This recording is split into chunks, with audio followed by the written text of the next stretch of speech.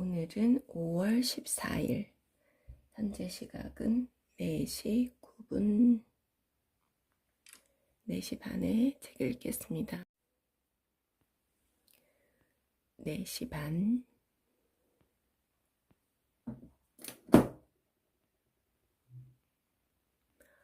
어제에 이어서 이기적인 유전자를 읽겠습니다. 인간과 같이 복잡한 존재를 완전히 같은 원리로 설명할 수 있다는 것은 물론 아니다. 알맞은 수의 원자를 취하고 약간의 외부 에너지를 더해 그것들이 바른 패턴이 될 때까지 흔든다고 아담이 뿅 하고 만들어지는 것은 아니다.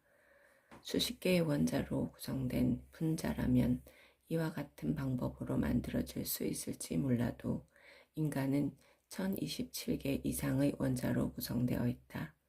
인간을 만들려면 우주의 전 역사가 마치 한순간처럼 생각될 정도로 긴 시간 동안 생화학적인 칵테일 쉐이커를 흔들어야 하지만 그러더라도 성공하지 못할 것이다. 바로 이 시점에서 가장 일반적인 형태의 다윈의 이론이 우리를 구조한다.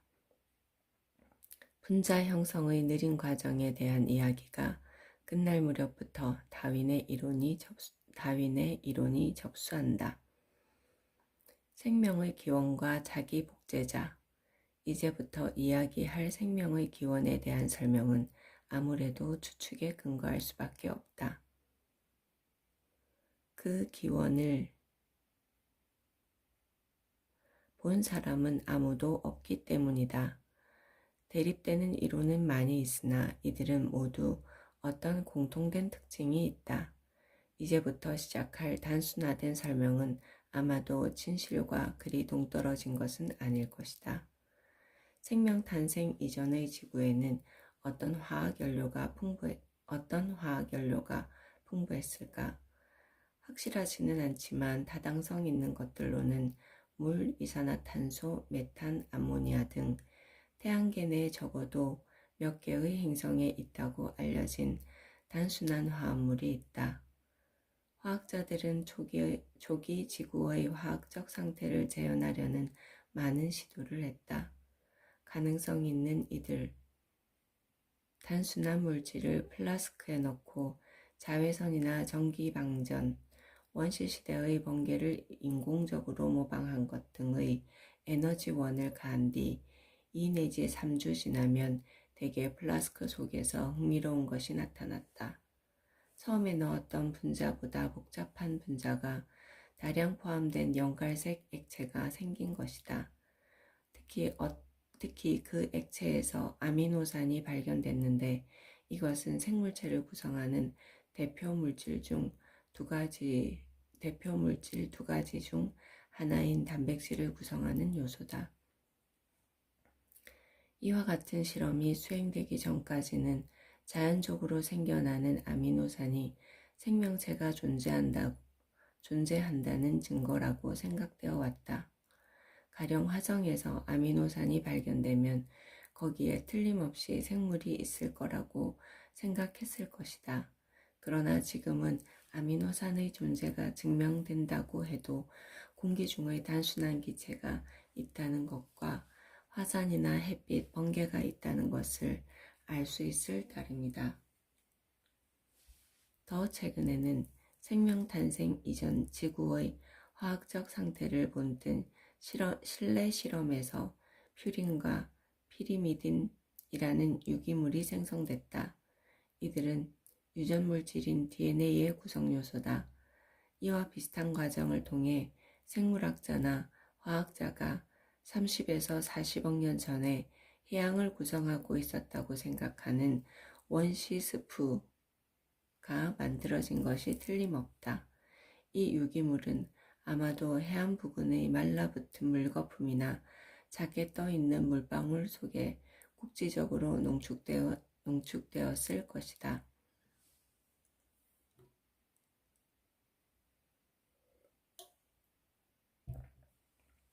그들은 다시 태양으로부터 자외선과 같은 에너지의 영향을 받아 결합하여 더 큰 분자가 되었다. 오늘날에는 거대한 유기물 분자가 만들어지자마자 박테리아나 기타 생물에 흡수되어 분해되기 때문에 눈에 띌 정도로 오랫동안 존재하지 않는다. 그러나 그 당시에는 박테리아나 그 밖의 여러 생물이 아직 생겨나지도 않았다. 거대 유기물 분자는 점점 더 진해지는 수프 속을 아무런 방해도 받지 않고 표류했을 것이다. 자기 복제자. 어느 시점에 특히 주목할 만한 분자가 우연히 생겨났다. 이들을 자기 복제자라고 부르기로 하자. 자기 복제자는 가장 크지도 가장 복잡하지도 않을 수 있으나 스스로의 복제물을 만든다는 놀라운 특성을 지녔다. 그 탄생은 전혀 우연히 발생할 수 없는 것처럼 보일 수도 있다. 확실히 그랬다. 그것은 매우 불가능한 일이었다. 어떤 사람의 일생을 그처럼 일어났을 성 쉽지 않은 일은 실제로 불가능한 것으로 취급된다.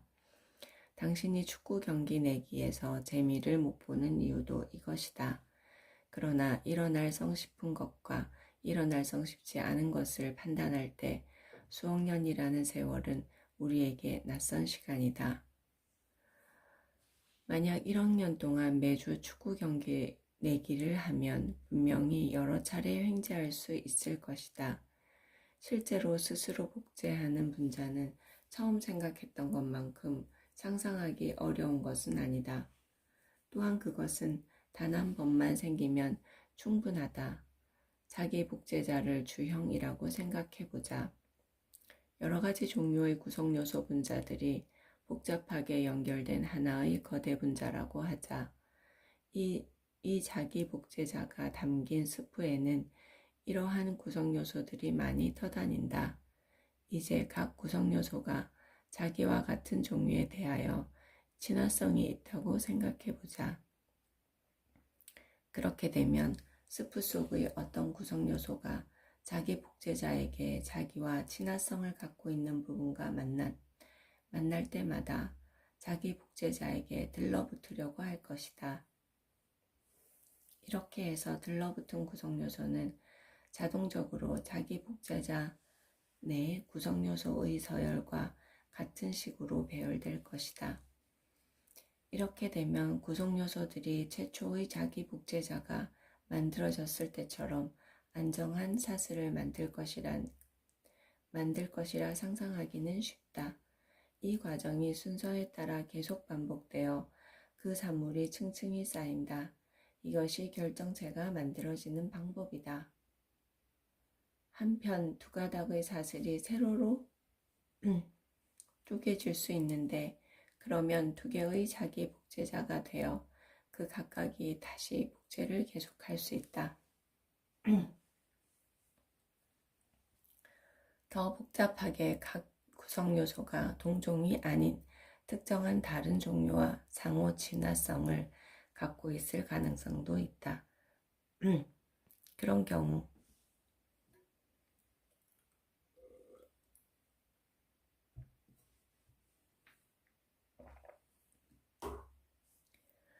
경우 자기 복제자는 동일한 사본을 만들어내는 주형이 아닌 일종의 음각의 주형이 된다.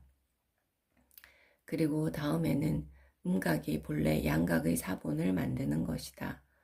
최초 자기 복제자의 현대판인 DNA 분자가 양음형의 복제를 한다는 것은 주목할 만한 사실이지만 최초의 복제 과정이 양양형이었는지 양음형이었는지는 별 문제가 되지 않는다.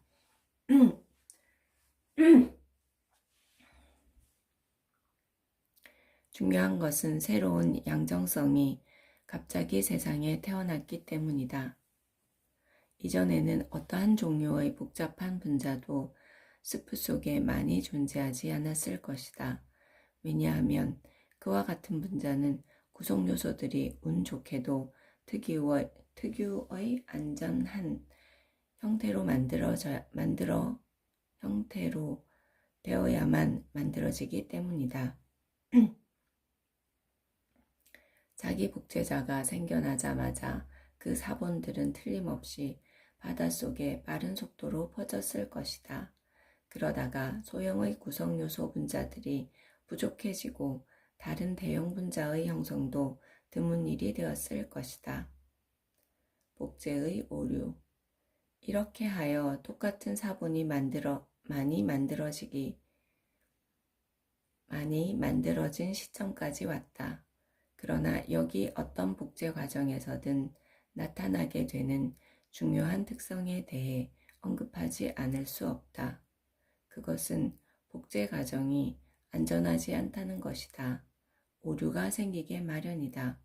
나는 이 책에 오자가 없기를 바라지만 주의 깊게 찾아보면 한두 개는 발견될 것이다. 그러나 그것들은 아마도 문장의 의미를 왜곡할 만큼 심각한 오자는 아닐 것이다. 왜냐하면 그 오자가 제1대 오류이기 때문이다. 그렇지만 인쇄술이 발명되기 이전에 복음서 등의 책이 필사로 출판되던 시대를 생각해보자. 모든 사본은 아무리 주의를 기울여 만들었더라도 틀림없이 몇 개의 오류를 갖고 있을 것이고 그 가운데 몇몇은 고의로 개량하려고 시도한 결과일 것이다.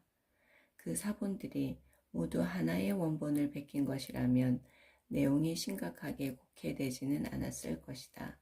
그러나 사본에서 사본을 만들고 그 사본에서 또 다른 사본을 몇 번씩 만들 경우 오류는 누적되어 심각한 상태가 된다. 우리는 잘못된 사본을 나쁜 것으로 생각한다. 더욱이 인간의 문서인 경우에는 오류가 더 나은 것으로 간주되는 사례는 생각하기 어렵다. 구약성서의 그리스어 판본을 만든 학자들이 젊은 여성이라는 히브리어를 처녀라는 그리스어로 오역하여 보라 처녀가 아들을 잉태하여 라는 예언으로 이어졌을 때 나는 그들이 큰 일을 저지른 것이라고 생각한다. 여하튼 앞으로는 살펴보겠지만 생물학적 자기 복제자의 복제 오류는 진정한 의미의 개량으로 이어지며 몇몇 오류의 발생은 생명 진화가 진행되는 데 필수적이었다. 최초의 자기 복제자가 얼마나 정확하게 사본을 만들어냈는지는 알 수 없다. 그들의 자손인 현재의 DNA 분자는 인간의 정확한 복사 기술에 견주어 보아도 놀랄 만큼 정확하지만 그 DNA 분자도 때로는 오류를 일으킨다. 그리고 결국 진화를 가능케 하는 바로 이와 같은 오류다. 아마도 최초의 자기 복제자는 더 많은 오류를 저질렀을 것이다. 그러나 어쨌든 오류는 생겨났고 이 같은 오류가 누적되어 왔다는 것은 확실하다.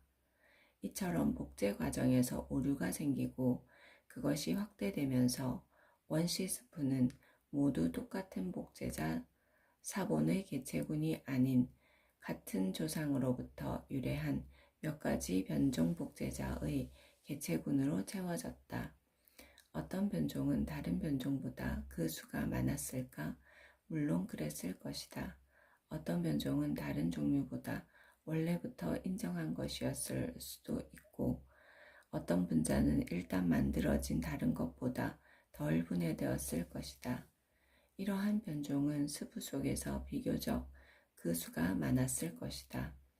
그들은 이들의 수명이 길었기 때문일 뿐 아니라 이들이 스스로의 사본을 만드는데 사용할 수 있는 시간이 길었기 때문이기도 하다. 따라서 수명이 긴 자기 복제자는 점점 더 그 수가 많아졌을 것이고 다른 조건이 같다고 할 때 혼자의 개체군에는 수명이 길어지는 진화적 경향이 나타났을 것이다. 다산성과 정확성, 그러나 아마도 다른 조건이 같지는 않았을 것이다. 어떤 자기 복제자가 개체군 내에서 퍼져나가는 것보다 더 중요한 특성은 바로 복제의 속도, 즉 다산성이었다. 만약 A형의 자기 복제 분자가 평균 주 1의 속도로 자기의 사본을 만드는 한편 B형의 자기 복제 분자는 1시간에 1회씩 사본을 만든다면 A형 분자가 B형 분자보다 훨씬 장수한다 할지라도 A형 분자는 수적으로 많아 뒤떨어지고 말 것이다. 따라서 스프 속의 분자들이 더 높은 다산성을 갖는 진화적 경향이 존재했을 것이다. 선택에서 살아남았을 자가 자기 복제자 분자의 세 번째 특징은 복사의 정확성이다. 가령 X형 분자와 Y형 분자가 같은 시간 동안 존재하고 같은 속도로 사본을 만들지만 X형 분자가 평균 10번 중 1번 잘못된 사본을 만드는 데 비하여 Y형 분자는 100번 중 1번밖에 잘못된 사본을 만들지 않는다면 분명히 Y형 분자 쪽이 수적으로 많아질 것이다. 이 개체군 내의 X형 분자단은 잘못된 사본인 자식 그 자체를 잃을 뿐 아니라 현재의 자손 또는 가질 수 있었던 자손 모두를 잃는 것이다. 진화에 관하여 어느 정도라도 알고 있다면 여러분은 위의 설명이 약간 역설적이라고 느낄 것이다. 복제의 오류가 진화에 필요한 선제 조건이라는 설과 자연 선택이 정확한 복제를 선호할 것이라는 설은 과연 양립 가능한가? 우리 자신이 진화의 산물이기 때문에 우리는 진화를 막연히 좋을 것이라고 생각하기 쉬우나 실제로 진화를 바라는 것은 없다는 것이 그 질문에 대한 답이다. 진화란 자기 복제자 그리고 오늘날의 유전자가 아무리 막으려고 갖은 노력을 하더라도 어쩔 수 없이 벌어지는 일이다. 자크 모노는 스펜서 강연 옥스포드 대학교에서 허버트 스펜서를 기리기 위해 만든 강연에서 이 점을 잘 지적했는데 그는 진화론에서 또 하나 신기한 점은 누구나 그것을 이해하고 있다고 생각한다는 것이다 라고 비꼬아 말했다. 다시 원시 스프로 돌아가 보자.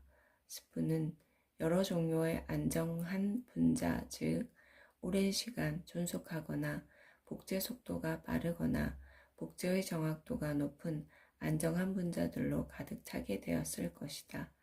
이들 세 종류의 안정성을 향한 진화적인 경향이 있다는 것은 다음의 의미를 지닌다.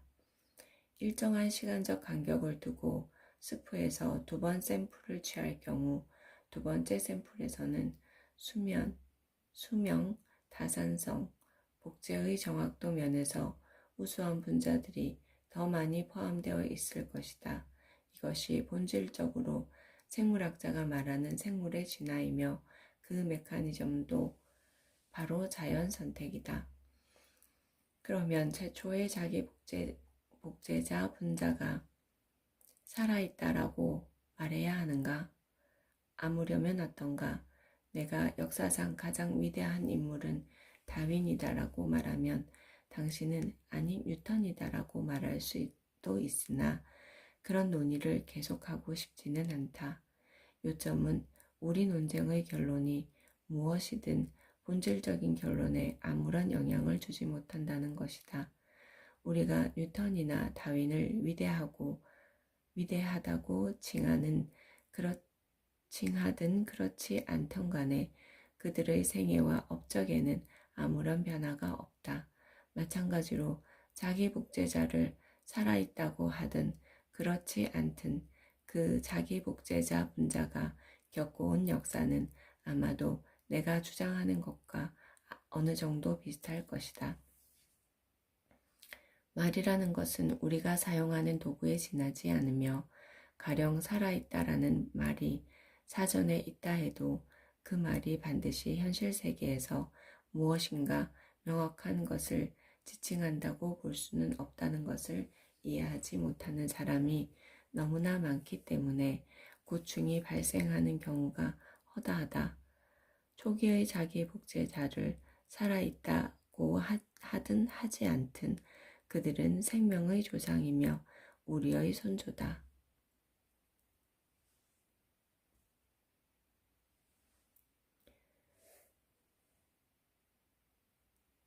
여기까지 읽겠습니다. 인간관계론. 세무사 프레드릭 S. 파슨스는 1시간 정도 넘게 정부의 세금 사정관과 언쟁을 벌이고 있었다. 관건은 $9,000였다. 파슨 씨는 이 $9,000는 받아야 할 채권 중 회수불능 상태가 된 대송금이므로 과세 대상이 될 수 없다고 주장했다. 대송금이라니 세상에, 사정관이 받아쳤다. 과세 대상이에요. 그 세금 사정관은 냉정하고 거만하고 고집이 센 사람이었습니다. 파슨스 씨는 수업 시간에 이야기했다. 그에게는 논리적인 말도 통하지 않았고 사실을 말해봐야 소용없었습니다. 언쟁하면 할수록 그는 더욱 완고한 입장을 고수했죠. 그래서 저는 논쟁을 피하고 화제를 바꾸고 그를 인정해 주기로 마음먹었습니다. 저는 말했죠. 제 생각에 이건 당신이 반드시 해야 하는 정말 중요하고 어려운 결정에 비하면 그저 사소한 문제 같습니다. 저도 세금에 대해 공부한 사람입니다. 하지만 저는 모든 걸 그저 책으로만 배웠죠. 당신은 경험이라는 최전선에서 그걸 배우셨고요. 저도 때론 당신과 같은 일을 했으면 합니다. 정말 배울 게 많을 것 같습니다.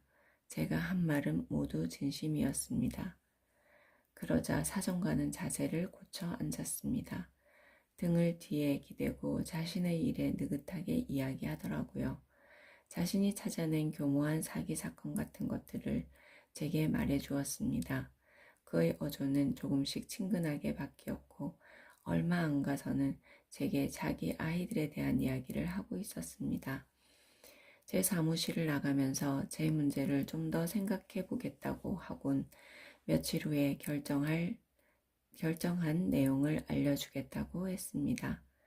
사흘 후에 사무실에 찾아와서는 소득신고는 제가 신청했던 그대로 진행하기로 결정했다고 알려주더군요. 와, 이렇게 쉽게 사람의 마음을 바꾸게 하는군요. 이 세금 사정관은 사람들에게서 가장 쉽게 목격할 수 있는 연약함을 드러내고 있다. 그는 자신이 중요한 사람이라는 느낌을 원했다. 파슨스 씨와 언쟁을 벌이는 동안에는 큰 소리로 자기의 권위를 외침으로써 그러한 느낌을 갖고자 했다. 하지만 파슨스 씨가 그가 중요한 사람이라고 인정해주는 순간 논쟁은 중단되었고 그는 비로소 자기중심 사고에서 벗어날 수 있었다. 마침내 그는 다른 사람에게 공감하는 친절한 인간이 될 수 있었다. 나폴레옹의 가문의 수석 시종이었던 콩스탕은 조세핀과 당구를 치는 일이 많았다. 콩스탕은 나폴레옹의 사생활 회고록에서도 이렇게 말했다. 내가 조금 더 잘 쳤지만 그녀가 항상 나를 이기도록 만들어 주었고 그녀는 비길 데 없이 즐거워했다. 콩스탕으로부터 절대로 변함없을 교훈을 배우도록 하자. 우리의 고객이나 연인이나 남편, 아내가 혹시라도 우리와 논쟁을 하게 된다면 반드시 그 논쟁에서 이길 수 있도록 해주자. 부처는 말했다. 미움으로 절대 미움을 끝낼 수 없다. 사랑으로만 미움을 끝낼 수 있다. 오해는 절대로 말싸움으로 끝나지 않는다. 요령이 있어야 하며 다른 사람의 마음을 다치게 하지 않으면서 그 마음을 달래는 재주가 있어야 하고 다른 사람의 관점에서 공감하며 문제를 보겠다는 욕망이 있어야 한다.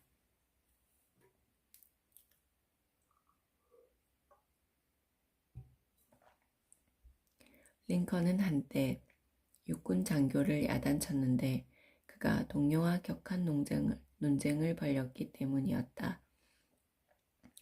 링컨은 말했다. 자신의 능력을 최대한 발휘하기로 결심한 사람이라면 개인적인 논쟁에 허비할 시간은 없다. 하물며 감정이 상하고 자제력을 잃는 것과 같은 결과를 받아들일 여유는 더더욱 없다. 당신과 상대가 거의 비슷하게 옳다면 아무리 큰 건이라도 양보하라. 당신이 분명히 옳더라도 사소한 건이면 그냥 양보하라. 길에 대한 권리를 놓고 개와 다투다 물리느니 그냥 개에게 길을 내주는 편이 더 낫다. 개를 죽여봐야 물린 상처가 저절로 낫지도 않는다. 너무 비유가 적절한 것 같습니다. 따라서 첫 번째 규칙은 다음과 같다.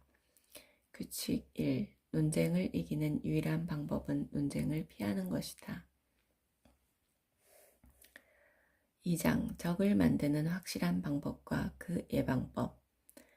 시어도어 루즈벨트가 대통령이었을 때 모든 경우에서 75% 정도만 오를 수 있다면 자신이 바라는 최고의 기대치에 달할 것이라고 말한 적이 있다. 20세기의 가장 위대한 사람 중 한 명의 기대치가 그 정도라면 당신과 나는 어느 정도이겠는가? 55% 정도만 옳다고 확신할 수 있어도 당신은 윌스트리트로 가서 하루에 $1,000,000를 벌고 요트를 사고 꿈에 그리던 여성과 결혼할 수 있을 것이다. 55% 옳다는 확신이 없다면 당신은 다른 사람에게 틀렸다고 말할 자격이 없다. 굳이 말로 하지 않더라도 표정으로, 억양으로, 제스처를 통해서 다른 사람이 틀렸다는 이야기를 전달할 수 있다.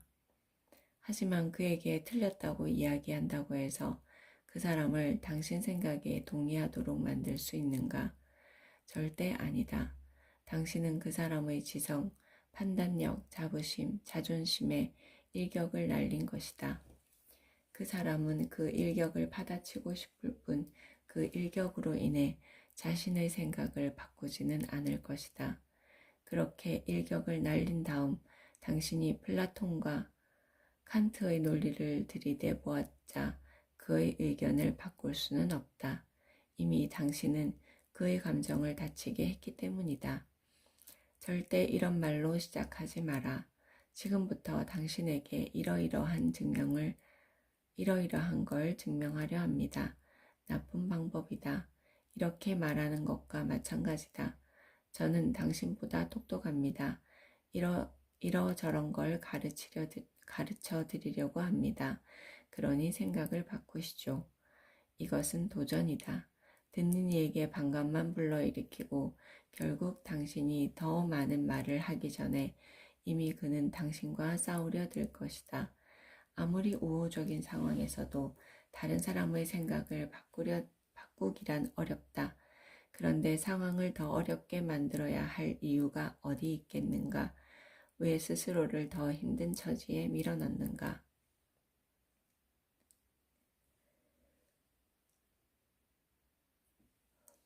어떤 것을 증명해야겠다면 아무도 모르게 증명하라. 섬세하고 재치 있게 증명해서 당신이 증명하고 있다는 사실조차 아무도 눈치채지 못하게 만들어라. 영국 시인 알렉산더 포프의 말이다. 인간들은 가르치지 않은 척 가르쳐야 한다.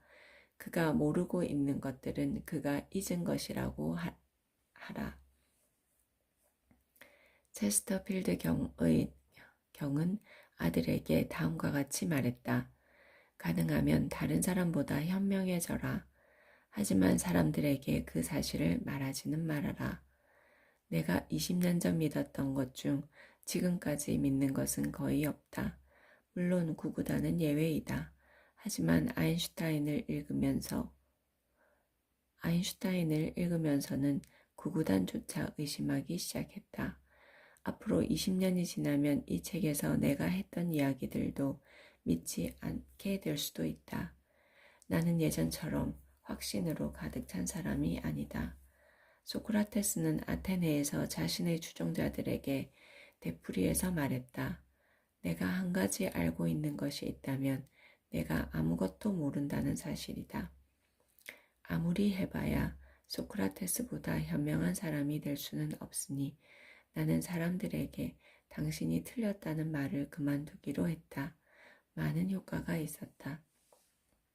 어떤 사람이 당신이 생각하기에 틀린 말을 한다고 치자 그가 틀렸다는 것을 분명히 알고 있다고 하자.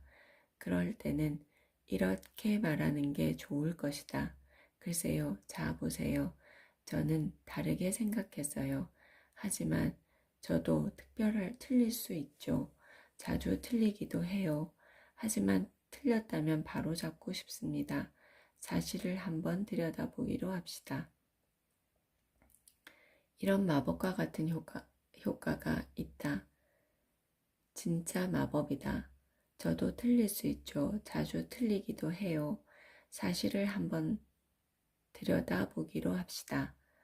과학자들이 사용하는 방법이 이 방법이다. 한 번은 스테판슨을 인터뷰한 일이 있다. 그는 북극권 너머에서 11년을 보냈고 고기와 물만으로 6년을 버텼던 유명한 탐험가이자 과학자이다. 스테판슨은 자신이 했던 실험에 대해 이야기했다. 내가 그에게 그 실험으로 무엇을 증명하려 했냐고 물었을 때 그가 해주었던 대답을 잊을 수 없다. 그는 말했다. 과학자들은 어떤 것도 증명하려 애쓰지 않아요. 단지 사실을 찾으려 할 뿐이죠. 당신도 과학적인 생각을 원치 않는가? 과학적인 생각을 못하게 만드는 사람은 바로 당신 자신이다. 당신이 틀릴 수도 있다는 것을 인정하면 어떠한 어려운 상황도 마주치지 않게 될 것이다. 모든 논쟁은 중단될 것이고 다른 사람들로 하여금 당신처럼 공정하고 열린 마음, 넓은 마음을 가지게 할 수 있을 것이다.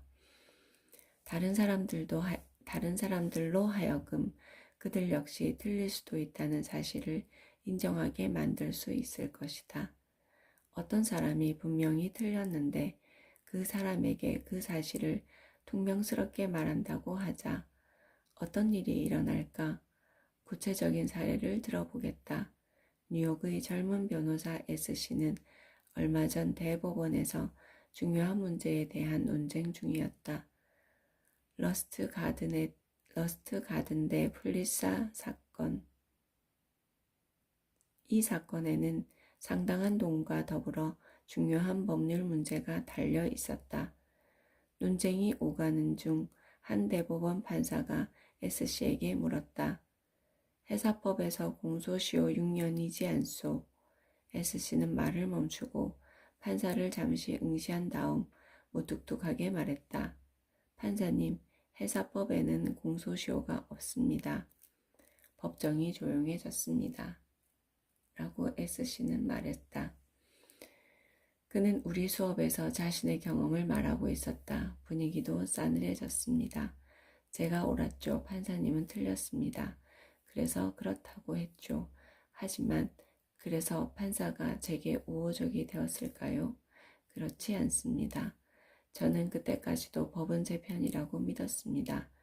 그리고 그 어느 때보다도 훌륭한 변론을 했어요. 하지만 판사는 설득시키지 못했습니다. 학식이 많고 유명한 사람에게 대놓고 틀렸다고 말하는 엄청난 실수를 저질렀으니까요. 논리적인 사람은 많지 않다. 우리들 대부분은 편견으로 가득 차 있다.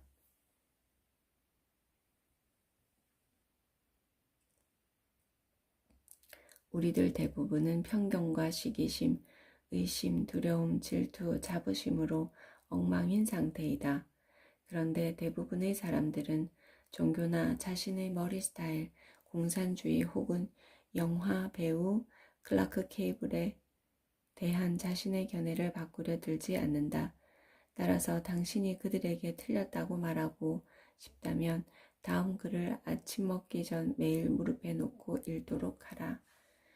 제임스 하비 로빈슨 교수의 교훈적인 책 정성의 형성에 나오는 말이다.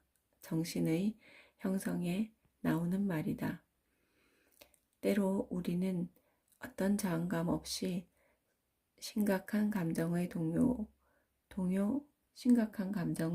없이 생각을 바꾸기도 한다. 하지만 누군가 우리가 틀렸다고 지적하면 우리는 그러한 비난에 붕괴하고 우리의 마음은 완고하게 굳어버린다. 우리의 믿음은 별 생각 없이 만들어진다. 하지만 누군가 그 믿음을 빼앗아 가겠다고 하면 우리는 그 믿음에 대한 과도한 열정으로 가득 찬다. 우리가 소중히 여기는 어떤 이념들이 아니라 우리의 자존심이 위협받는 상황으로 여기는 것이다. 인간사에서 나의 라는 사소한 말보다 더 중요한 말은 없다. 이를 제대로 파악하는 게 지혜에 이르기 위한 첫걸음이다. 나의 저녁이든 나의 개든 나의 집이든 나의 아버지든 나의 나라든 나의 신이든 다 똑같은 힘을 지닌다. 우리는 우리 시계가 맞지 않는다.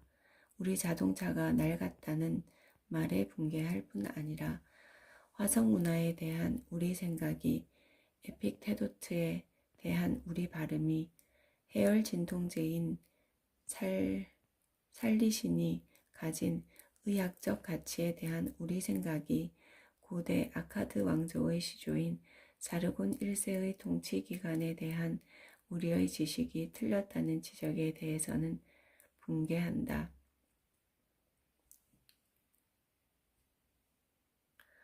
우리는 사실이라고 심각하게 우리는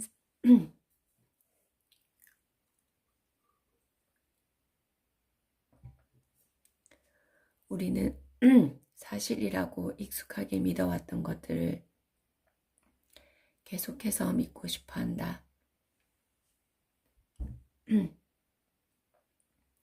따라서 어떤 이가 우리 가정에 어떤 의심이라도 제기한다면 우리는 붕괴하며 그 가정을 지킬 수 있는 모든 변명거리를 찾는다.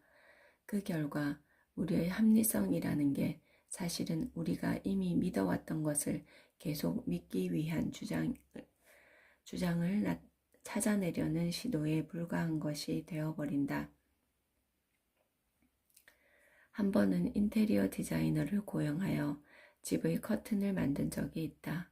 청구서가 도착했을 땐 기가 막혔다. 며칠 후 친구 하나가 찾아와 커튼을 보았다.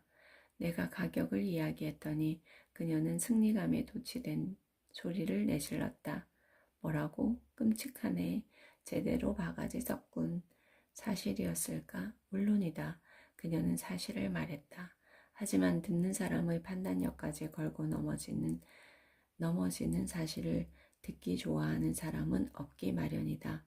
그래서 나도 인간인지라 변명을 늘어놓았다.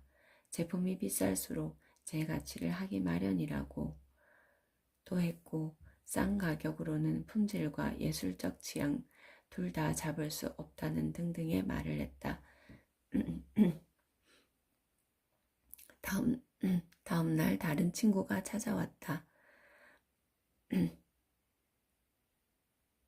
그녀는 커튼을 보자 감탄했고 열의에 가득 차 자신도 이렇게 멋진 커튼이 집에 있었으면 좋겠다고 말했다.